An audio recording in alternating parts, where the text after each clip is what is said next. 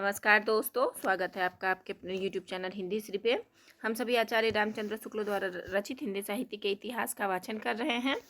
आदिकाल, भक्तिकाल, रीतिकाल, आधुनिक काल का भी प्रकरण 1 गद्य साहित्य का वाचन हो चुका है। तो पीछे की कक्षा को आप प्लेलिस्ट पर जाकर देख सकते हैं और बार बार सुनकर आप उसे आत्मसात कर सकते हैं। तो चलिए, आज हमें आधुनिक काल गद्य खंड संवत 1900 से 1925 प्रकरण 2 गद्य साहित्य का आविर्भाव कैसे हुआ उसके बारे में पढ़ना है। किस प्रकार हिंदी के नाम से नागरी अक्षरों में उर्दू ही लिखी जाने लगी थी, इसकी चर्चा बनारस अखबार के संबंध में कराए हैं। यहाँ देखिए, हिंदी के नाम से नागरी अक्षर उर्दू ही लिखा जाता था। वो था नाम हिंदी, नागरी अक्षर थे लेकिन उर्दू लिखा जाता था। संवत 1913 में अर्थात बलवे के 1 वर्ष पहले राजस्व प्रसाद शिक्षा विभाग में इंस्पेक्टर पद पर नियुक्त हुए। उस समय दूसरे विभागों के समान शिक्षा विभाग में भी मुसलमानों का जोर था, जिनके मन में भाखापन का डर बराबर समाया रहता था। वे इस बात से डरा करते थे कि कहीं नौकरी के लिए भाखा संस्कृत से लगाव रखने वाली हिंदी न सीखनी पड़े। अतः उन्होंने पहले तो उर्दू के अतिरिक्त हिंदी की पढ़ाई की व्यवस्था का घोर विरोध किया। उनका कहना था कि जब अदालती कामों में उर्दू ही काम में लाई जाती है, तब एक और जबान का बोझ डालने से क्या लाभ। भाखा में हिंदुओं की कथा वार्ता आदि कहते सुन वे हिंदी को गवारी बोली भी कहा करते थे। इस परिस्थिति में राजा शिव प्रसाद को हिंदी की रक्षा के लिए बड़ी मुश्किल का सामना करना पड़ा। हिंदी का सवाल जब आता तब मुसलमान उसे मुश्किल जबान कहकर विरोध करते थे। क्या जबान कहकर विरोध करते थे? मुश्किल जबान। अतः राजा साहब के लिए उस समय यही संभव दिखाई पड़ा कि जहाँ तक हो सके ठेठ हिंदी का आश्रय लिया जाए, जिसमें कुछ अरबी फारसी के चलते शब्द भी आए। उस समय साहित्य के कोर्स के लिए पुस्तकें नहीं थीं। राजा साहब स्वयं तो पुस्तकें तैयार करने में लग ही गए, पंडित श्रीलाल और पंडित वंशीधर आदि अपने कई मित्रों को भी उन्होंने पुस्तक लिखने में लगाया। राजा साहब ने पाठ्यक्रम में उपयोगी कई कहानियाँ आदि लिखी, जैसे राजा भोज का सपना, वीर सिंह का वृत्तांत, आलसियों का कोड़ा इत्यादि। संवत 1909 और 1919 के बीच शिक्षा संबंधी अनेक पुस्तकें हिंदी में निकली, जिनमें से कुछ का उल्लेख किया जाता है। पंडित वंशीधर ने जो आगरा नॉर्मल स्कूल के मुदर्रिस थे, हिंदी उर्दू का एक पत्र निकाला था और बहुत ये महत्वपूर्ण है, बहुत महत्वपूर्ण, कई बार इससे प्रश्न बन चुका है। हिंदी और उर्दू का एक पत्र निकाला था, यानी कि उस पत्र में हिंदी के भी लेख आते थे और उर्दू के भी आते थे, जिसमें हिंदी कॉलम का नाम भारत खंडामृत था और उर्दू कॉलम का नाम आबे हयात था। उनकी लिखी पुस्तकों के नाम ये हैं: पुष्पवाटिका गुलिस्तां के एक अंग का अनुवाद है जो संवत 1909 में, भारतवर्षीय इतिहास 1913 में, जीविका परिपाटी अर्थशास्त्र की पुस्तक है संवत 1913 में, जगत वृत्तांत संवत 1915 में, पंडित श्रीलाल ने संवत 1909 में पत्र मालिका बनाई। यहाँ देखिए, आप ना यहाँ कंफ्यूज हो जाएंगे कि वो ये जो भारत खंडामृत और आबे हयात था, वो श्रीलाल भी आपको ऑप्शन में देगा, वहाँ आपका दिमाग टकराएगा। तो आपको ये चीज़ें ध्यान रखनी है कि जो हिंदी और उर्दू दोनों में लगाते थे वो वंशीधर थे। श्रीलाल ने संवत 1909 में पत्र मालिका बनाई। गारसादा तासी ने इन्हें कई पुस्तकों का लेखक कहा है। बिहारी लाल ने गुलिस्ता के 8वें अध्याय का अनुवाद हिंदी अनुवाद संवत 1919 में किया था। किसने? बिहारी लाल ने। वो बिहारी रीतिकाल वाले नहीं, ये अलग बिहारी लाल हैं। पंडित बद्रीलाल ने डॉक्टर वैलेंटाइन के परामर्श पर, ये भी बहुत महत्वपूर्ण है, किसके परामर्श पर उन्होंने हितोपदेश का अनुवाद किया था? तो वैलेंटाइन के परामर्श के अनुसार संवत 1919 में हितोपदेश का अनुवाद किया था, जिसमें बहुत सी कथाएं छाट दी गई थी। उसी वर्ष सिद्धांत संग्रह, न्याय शास्त्र और उपदेश पुष्पावती नाम की 2 पुस्तकें और निकली थी। यहाँ यह कह देना आवश्यक है कि प्रारंभ में राजा साहब ने जो पुस्तकें लिखी वे बहुत ही चलती सरल हिंदी में थी, उनमें उर्दू पर नहीं भरा था। जो उनकी पिछली किताबों इतिहास तिमिर नाशक यहाँ देखिए राजा साहब का है, ठीक है, राजा शिव प्रसाद जी का, राजा साहब की इतिहास तिमिर नाशक आदि में दिखाई पड़ता है। उदाहरण के लिए राजा भोज का सपना के कुछ अंश उद्धृत किया जाता है। देखिए, राजा भोज के सपना के अंश है ये। वह कौन सा मनुष्य है जिसने महाप्रतापी महाराज भोज का नाम ना सुना हो? उसकी महिमा और कीर्ति तो सारे जगत में व्याप रही है। बड़े बड़े महिपाल उसका नाम सुनते ही काँप उठते हैं और बड़ी बड़ी भूपति उसके पांव पर अपना सिर नवाते हैं। सेना उसकी समुद्र के तरंगों का नमूना और खजाना उसका सोने चांदी और रत्नों की खान से भी दूना। उसके दान ने राजा कर्ण को लोगों के जी से भुलाया और उसके न्याय ने विक्रम को भी लजाया। अपने मानव धर्मसार की भाषा उन्होंने अधिक संस्कृत गर्भित रखी है। इसका पता इस उद्धृत अंश से लगेगा। मनुस्मृति हिंदुओं का मुख्य धर्मशास्त्र है। उसको कोई भी हिंदू अप्रामाणिक नहीं कह सकता। वेद में लिखा है कि मनु जी ने जो कुछ कहा है उसे जीव के लिए औषधि समझना। और बृहस्पति लिखते हैं कि धर्मशास्त्राचार्यों में मनु जी सबसे प्रधान और अति मान्य हैं, क्योंकि उन्होंने अपने धर्मशास्त्र में संपूर्ण वेदों का तात्पर्य लिखा है। खेद की बात है कि हमारे देशवासी हिंदू कहला के अपने मानव धर्मशास्त्र को ना जाने और सारे कार्य उसके विरुद्ध करें। मानव धर्मसार की भाषा राजा शिव प्रसाद की स्वीकृत भाषा नहीं है। प्रारंभ काल से ही वे ऐसी चलती ठेठ हिंदी के पक्षपाती थे जिसमें सर्वसाधारण के बीच प्रचलित अरबी फारसी शब्दों का भी स्वच्छंद प्रयोग हो। यद्यपि अपने गुटका में जो साहित्य की पाठ्य पुस्तक थी, उन्होंने थोड़ी संस्कृत मिली ठेठ और सरल भाषा का ही आदर्श बनाए रखा।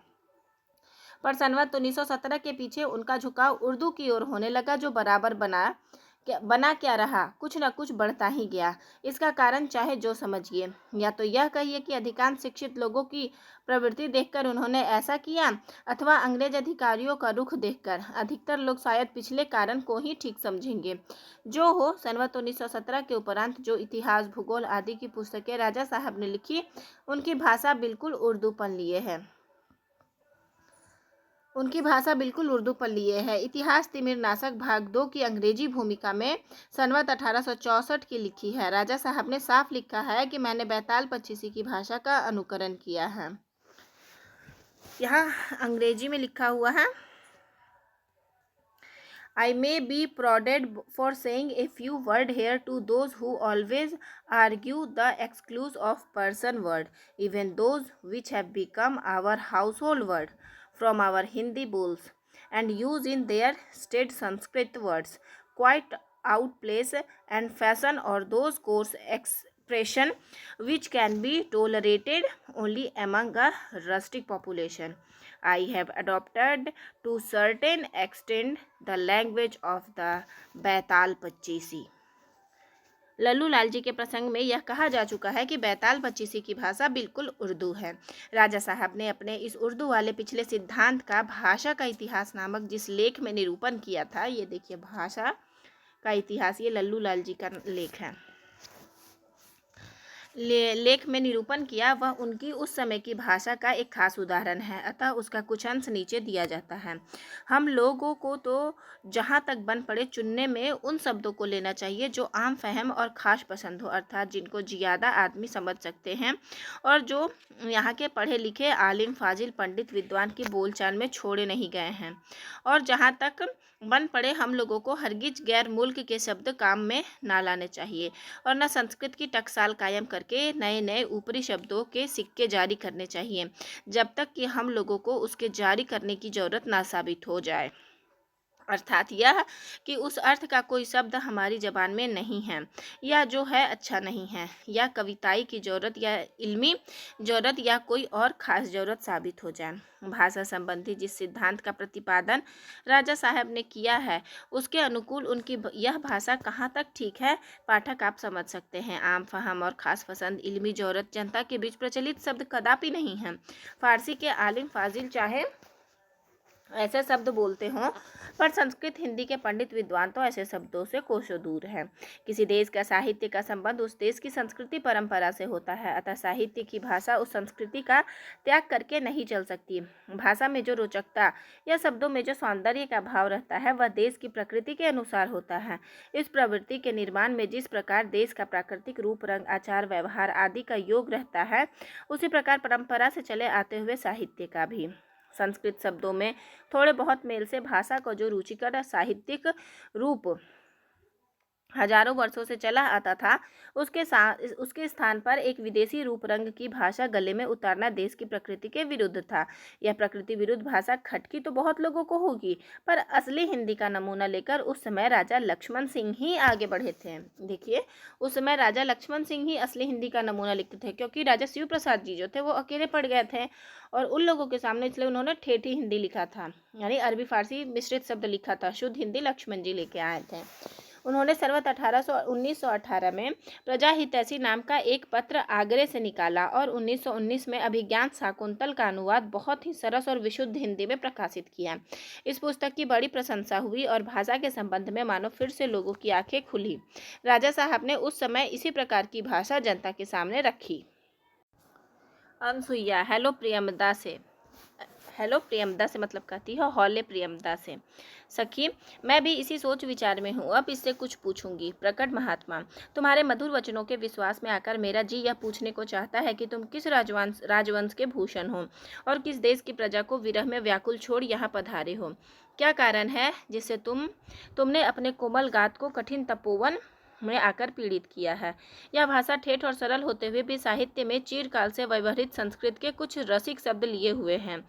रघुवंश के गद्यानुवाद के प्राकथन में राजा लक्ष्मण सिंह जी ने भाषा के संबंध में अपना मत स्पष्ट शब्दों में प्रकट किया है।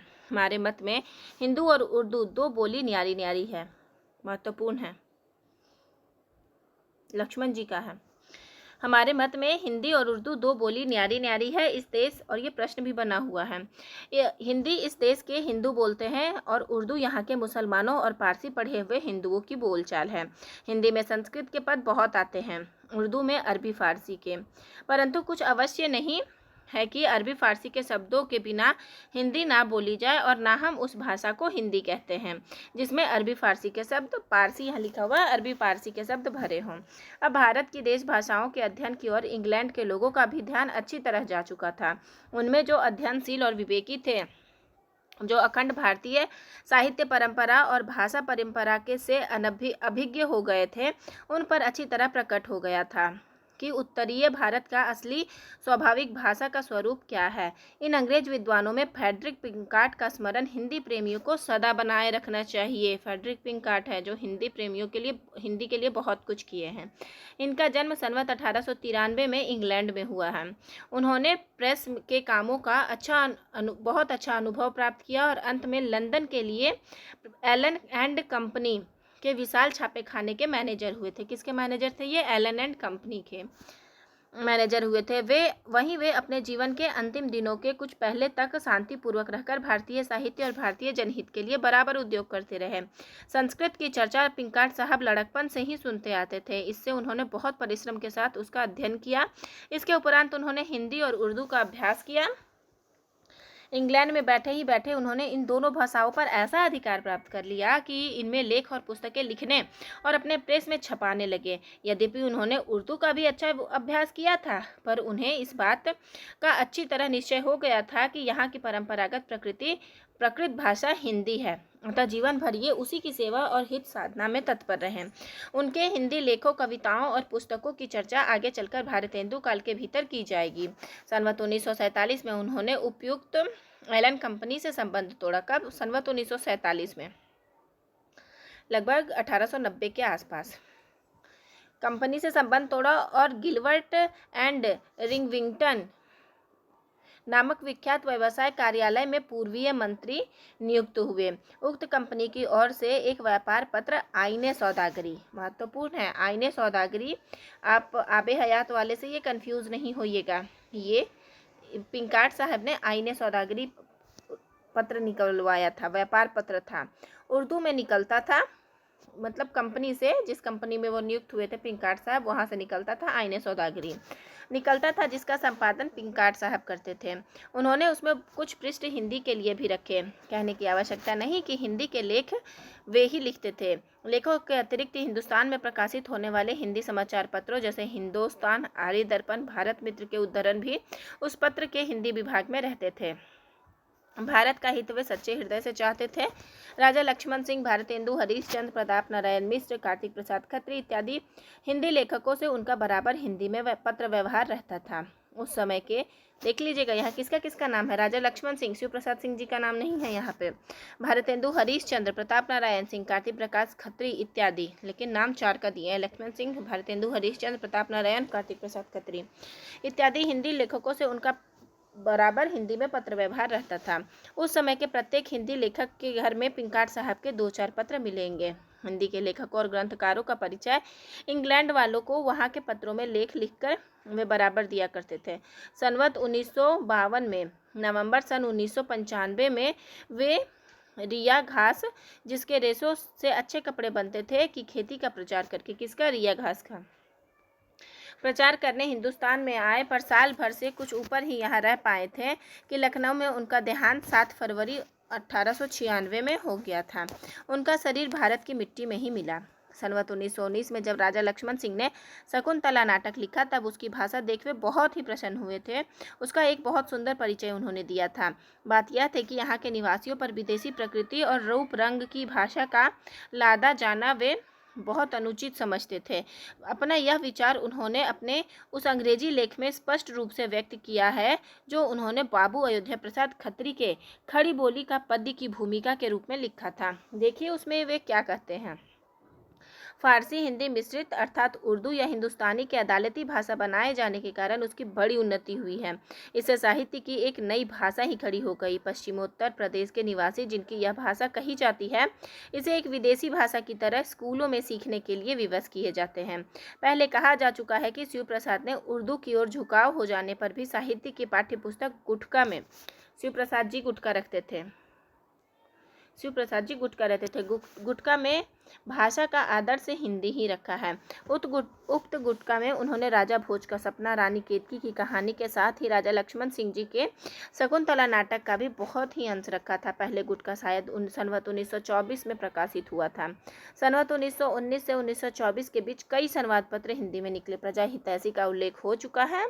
संवत 1920 में लोकमित्र नाम का एक पत्र ईसाई धर्म के प्रचार के लिए, लोकमित्र है, ईसाई धर्म के प्रचार के लिए है।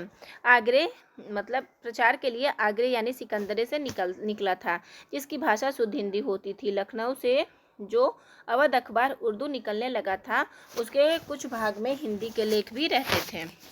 जिस प्रकार इधर संयुक्त प्रांत में राजा शिव प्रसाद शिक्षा विभाग में रहकर हिंदी की किसी न किसी रूप में रक्षा कर रहे थे, उसी प्रकार पंजाब में बाबू नवीन चंद्र राय महाशय कर रहे थे। किसमें, पंजाब में। लाहौर भी लिख देगा, आप कंफ्यूज हो जाइएगा तो याद रखिएगा पंजाब में नवीन चंद्र राय महाशय कर रहे थे। संवत 1920 और 1937 के बीच नवीन बाबू ने भिन्न भिन्न विषयों की बहुत सी पुस्तकें तैयार की और दूसरों से तैयार कराई। ये पुस्तकें बहुत दिनों तक वहाँ कोर्स में रही। पंजाब में स्त्री शिक्षा का प्रचार करने वालों में ये मुख्य थे। शिक्षा प्रचार के साथ साथ समाज सुधार आदि के उद्योग में भी बराबर रहा करते थे। ईसाइयों के प्रभाव को रोकने के लिए किस प्रकार बंगाल के ब्रह्म समाज की स्थापना हुई थी और राजा राम मोहन राय ने हिंदी के द्वारा भी उसके प्रचार की व्यवस्था की थी, इसका उल्लेख पहले हो चुका है। नवीन चंद्र ने ब्रह्म समाज के सिद्धांतों के प्रचार के उद्देश्य के समय पर कई पत्रिकाएं भी निकाली। संवत 1924 मार्च सन 1867 में उनकी ज्ञान प्रदायिनी पत्रिका, किसकी, नवीन चंद्र राय की है ज्ञान प्रदायिनी पत्रिका। तो ज्ञान प्रदायिनी, नया नया ज्ञान रखना चाहिए, नवीन है, नवीन चंद्र है, ठीक है, तो ट्रिक बना लीजिए। ज्ञान प्रदायिनी पत्रिका निकली, जिसमें शिक्षा संबंधी तथा साधारण ज्ञान विज्ञानपूर्ण लेख भी कहा रहा करते थे। यहाँ पर यह कह देना आवश्यक है कि शिक्षा विभाग द्वारा किसी हिंदी गद्य के प्रचार में ये सहायक हुए, वह शुद्ध हिंदी गद्य था। हिंदी को उर्दू के झमेले में पढ़ने से ये सदा बचाते रहे हैं। हिंदी की रक्षा के लिए उन्हें उर्दू के पक्षपातियों से उसी प्रकार लड़ना पड़ा था जिस प्रकार यहाँ राजा शिव प्रसाद जी को। विद्या की उन्नति के लिए लाहौर में अंजुमन लाहौर नाम की एक सभा स्थापित हुई थी। ये सभा है अंजुमन लाहौर, आप पत्रिका नहीं मतलब टिक लगा के आ जाइएगा। अंजुमन लाहौर नाम की एक सभा स्थापित थी। संवत 1923 के उसके एक अधिवेशन में किसी सैयद हादी हुसैन खान ने एक व्याख्यान देकर उर्दू को ही देश में प्रचलित होने के योग्य कहा। उस भाषा की दूसरी बैठक में नवीन बाबू ने खां साहब के व्याख्यान का पूरा खंडन करते हुए कहा था, उर्दू के प्रचलित होने से देशवासियों को कोई लाभ ना होगा, क्योंकि वह भाषा खास मुसलमानों की है। उसमें मुसलमानों ने व्यर्थ बहुत से अरबी फारसी के शब्द भर दिए हैं। पद्य या छंदोबद्ध रचना के भी उर्दू उपयुक्त नहीं। हिंदुओं का यह कर्तव्य है कि ये अपनी परंपरागत भाषा की उन्नति करते चले। हिंदू में आशिकी कविता के अतिरिक्त किसी गंभीर विषय को व्यक्त करने की शक्ति ही नहीं है। उर्दू में आशिकी कविता के अतिरिक्त किसी गंभीर विषय को व्यक्त करने की शक्ति नहीं, यानी कि उर्दू में सिर्फ आशिकी कविता ही कही जा सकती है, ऐसा नवीन चंद्र जी का मानना था। आगे है, नवीन बाबू के इस व्याख्यान की खबर पाकर इस्लामी तहजीब तहबीज के पुराने हामी, हिंदी के पक्के दुश्मन गारसा दतासी। हिंदी के पक्के दुश्मन शुक्ल जी किसको कह रहे? गारसा दतासी को। फ्रांस में बैठे बैठे बहुत झल्लाए और अपने एक प्रवचन में उन्होंने बड़े जोश के साथ हिंदी का विरोध और उर्दू का पक्ष मंडन किया तथा नवीन बाबू को कट्टर हिंदू कहा। अब यह फ्रांसीसी शब्द हिंदी को इतना चिढ़ाने लगा था कि मूल पर ही उसने कुठार चलाना चाहा और बीम्स साहब का हवाला देते हुए कह डाला कि हिंदी तो एक पुरानी भाषा थी जो संस्कृत से बहुत पहले प्रचलित थी। आर्यों ने आकर उसका नाश किया और जो बचे खुचे शब्द रह गए उनकी व्युत्पत्ति भी संस्कृत से सिद्ध करने का रास्ता निकाला। इसी प्रकार जब जहाँ कहीं हिंदी का नाम लिया जाता है तब तासी बड़े बुरे ढंग से विरोध में कुछ न कुछ इस तरह की बातें कहा करते हैं। सर सैयद अहमद का अंग्रेज अधिकारियों पर कितना प्रभाव था यह पहले कहा जा चुका है। सन 1925 में इस प्रांत के शिक्षा विभाग के अध्यक्ष हैवेल साहब ने अपनी यह राय जाहिर की कि यह अधिक अच्छा होता यदि हिंदू बच्चों को उर्दू सिखाई जाती, ना कि एक ऐसी बोली में विचार प्रकट करने का अभ्यास कराया जाता जिसे अंत में एक दिन उर्दू के सामने सिर झुकाना पड़े। इस राय को गारसा दतासी ने बड़ी खुशी के साथ अपने प्रवचन में शामिल किया।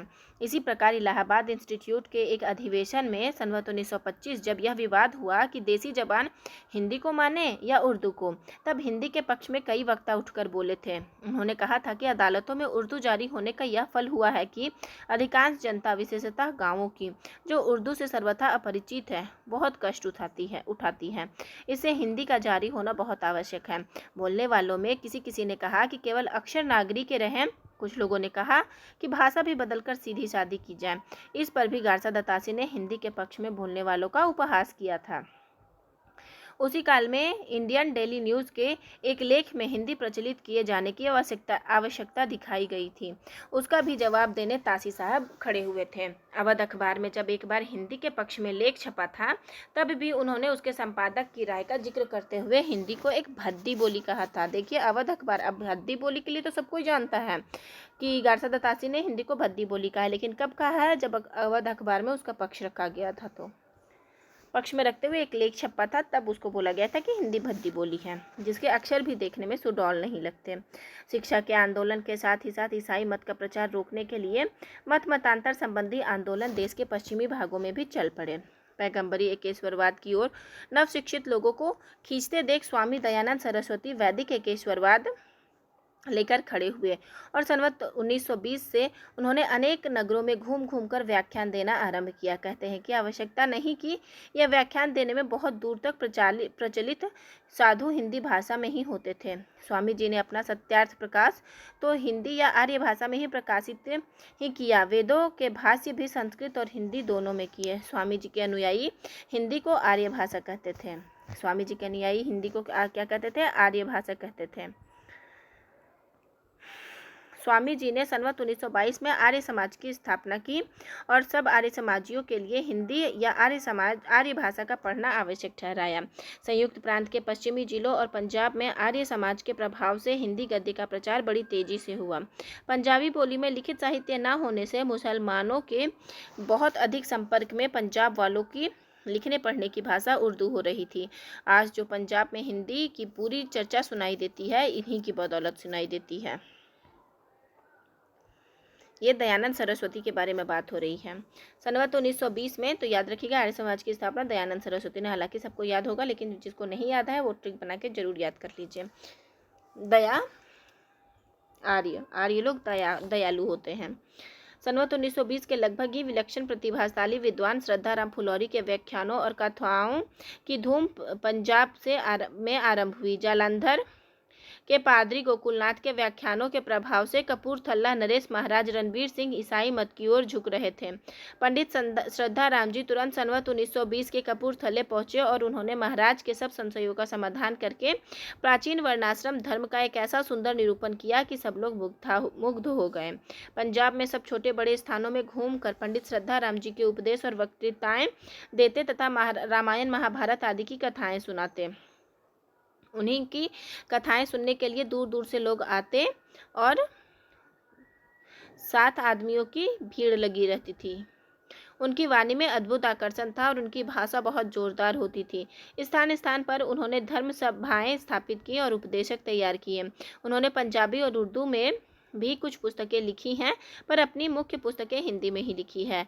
अपना सिद्धांत ग्रंथ सत्यामृत प्रवाह श्रद्धाराम फुलौरी जी का है। सत्यामृत प्रभाव उन्होंने बड़ी प्रौढ़ भाषा में लिखा है। वे बड़े ही स्वतंत्र विचार के मनुष्य थे और वेद शास्त्र के यथार्थ अभिप्राय को किसी उद्देश्य से छुपाना अनुचित समझते थे। इसी से स्वामी दयानंद की बहुत सी बातों का विरोध वे बराबर करते रहे।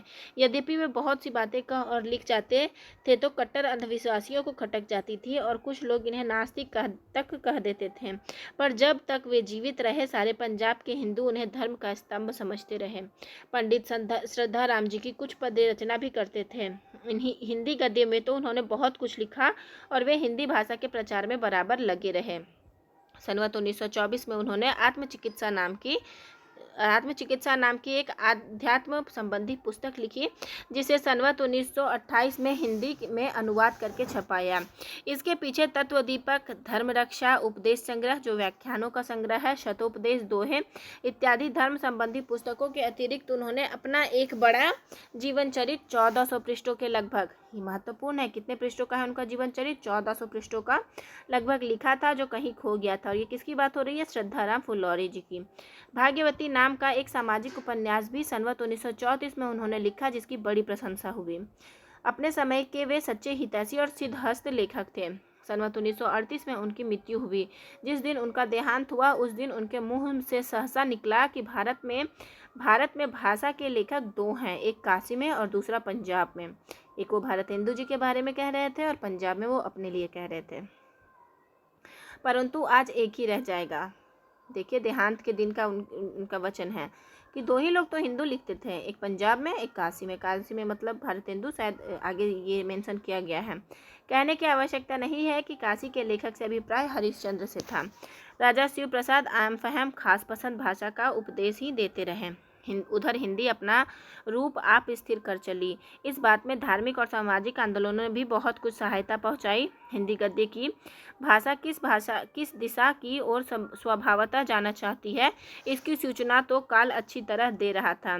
सारी भारतीय भाषाओं का साहित्य चिरकाल से संस्कृत की परिचित और भावपूर्ण पदावली का आश्रय लेता चला आ रहा था।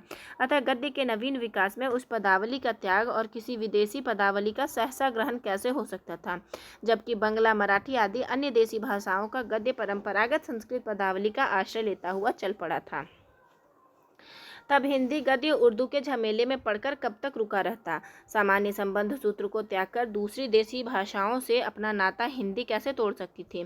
उनकी सगी बहन होकर एक अजनबी के रूप में उनके साथ वह कैसे चल सकती थी, जबकि यूनानी और लैटिन के शब्द यूरोप के भिन्न भिन्न मूलों से निकली हुई देशी भाषाओं के बीच एक प्रकार का साहित्यिक संबंध बनाए हुए हैं।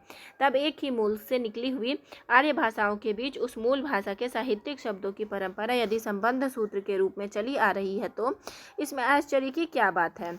कुछ अंग्रेज विद्वान संस्कृत गर्भित हिंदी की हंसी उड़ाने के लिए किसी अंग्रेजी वाक्य में उसी भाषा में लैटिन के शब्द भरकर पेश करते थे। उन्हें यह समझना चाहिए कि अंग्रेजी का लैटिन के साथ मूल संबंध नहीं है, पर हिंदी, बंगला, मराठी, गुजराती आदि भाषाएं संस्कृत के ही कुटुंब की हैं, उसी के प्राकृत रूपों से निकली है। इन आर्य भाषाओं का संस्कृत के साथ बहुत घनिष्ठ संबंध है। इन भाषाओं के साहित्य की परंपरा को भी संस्कृत साहित्य की परंपरा का विस्तार कह सकते हैं।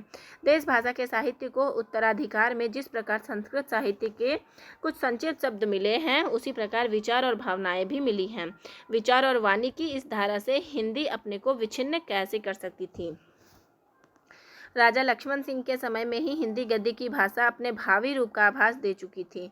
अब आवश्यकता ऐसे शक्ति संपन्न लेखकों की थी जो अपनी प्रतिभा और उद्भावना के बल से उसे सुव्यवस्थित और परिमार्जित करते और उसमें ऐसे साहित्य का विधान करते जो शिक्षित जनता की रुचि के अनुकूल होता। ठीक इसी परिस्थिति में भारतेंदु का उदय हुआ।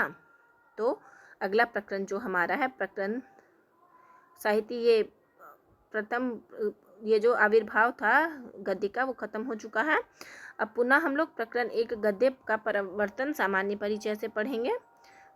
और प्रथम उत्थान खत्म था, अब हम प्रथम उत्थान पढ़ेंगे। अगला वाचन में। तो धैर्य से बने रहने के लिए बहुत बहुत धन्यवाद। ध्यान रखिएगा दोस्तों, चीज़ें आपको बोझिल जरूर लग सकती है, लेकिन उसका साथ आप कभी नहीं छोड़िएगा। आप धीरे धीरे करके थोड़ा थोड़ा ही स्वरूप अगर आप पढ़ेंगे डेली, तो जल्द ही ये पुस्तक आपको खत्म हो जाएगी। आप देखिएगा, लगभग ज़्यादा क्लास नहीं लगेगी, आधे घंटे की लगभग क्लास रहती है। देखिएगा आप, जब ये पुस्तक पूरी हो जाएगी, बहुत बड़ी या बहुत बोझिल नहीं है। बस चीज़ों को बार बार करिए, नित्य प्रयास करिए, तब चीज़ें आपके आत्मसात होगी। तो धैर्य से मैं पुनः कहती हूँ, चैनल को सब्सक्राइब कर लीजिए ताकि आपका एक भी क्लास मिस ना हो। और धैर्य से बने रहने के लिए आपका बहुत बहुत धन्यवाद। आशा करूँगी यह वीडियो आपको लाभान्वित करेगी।